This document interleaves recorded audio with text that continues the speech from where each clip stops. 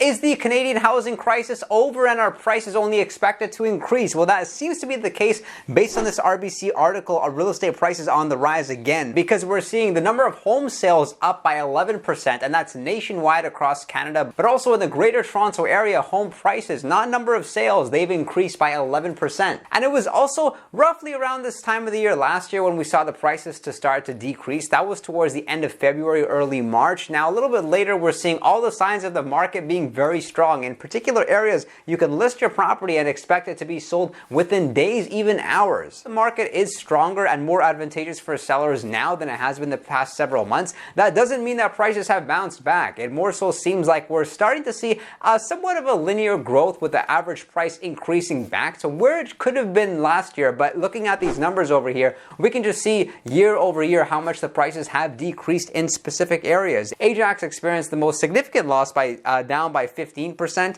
Brampton down by 12%. But looking at the bottom, we can see that areas of York region have kept their values pretty well, with Richmond Hill down by only 5%, Vaughan down by 4%, and Markham down by about 3%. And the numbers that we're looking at are April 2023 versus April 2022. So my predictions moving forward would be that the average price would increase by 1% across all home styles per month. It's by no means a massive change. We still have to account for the fact that with these higher interest rates, we don't have as many buyers in the marketplace. Yet at the same time, given that the market has somewhat stabilized, it's a more healthier market. We're seeing more sellers back in the market. We're also seeing buyers back in the market. And there are some good advantages for purchasers, because in many areas, there are listings that still sit for 30 plus days, especially if they're slightly overpriced. So homeowners looking to upsize are definitely at an advantage right now, because if they're selling their property and it's in a lower price point, most likely they will be able to sell their property with relative ease and be able to sell fairly quickly and be able to structure the terms to their advantage. The higher price range properties, they're the ones where they have a little bit of negotiation room, especially if they've been sitting on the market for an extended period of time. So we're seeing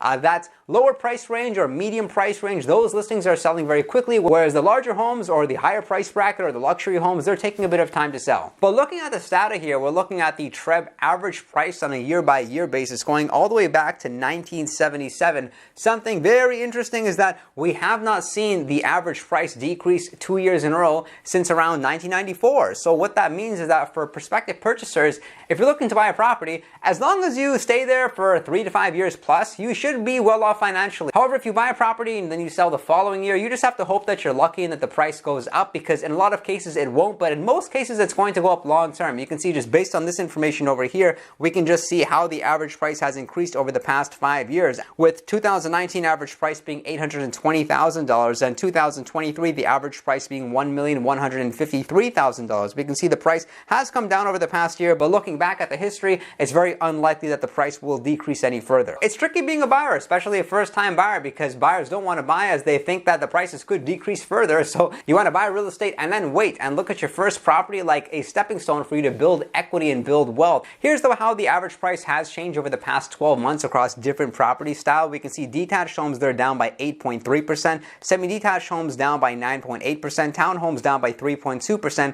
condo apartments down by 8%. But condo apartments are definitely worth pointing out over here, because the average price or the number of sales is not bouncing back like it is for freehold properties. But if we have a listing that's the same unit, same floor plan, but doesn't have the same updates, despite it being $50,000 less, purchasers don't want that unit. They actually want the updated units. And according to Globe and Mail and BlogTO, nobody wants to buy Toronto condos anymore as the market completely tanks. So based on the example I shared earlier, it could be a good time for you to consider flipping a condo. That's what we're seeing right now. A lot of investors are partnering up together, and they're less likely to go ahead and flip like a typical detached home, but they're more likely to go ahead and flip a condo, give it the upgrades that it needs, and then sell it and cash out. And looking at the new construction market, this market is back in full effect. We saw the second half of 2022 be very slow when it came to the number of sales with new construction, and not just condos, high rises, but also looking at freehold property. We're seeing there is demand for new construction as expected, because prior buyers may not have been in the market because of the uncertainty and the volatility, whereas now there's a bit more stability. So the new construction market is back almost in full effect like it was in 2021. We're seeing that when projects are being launched,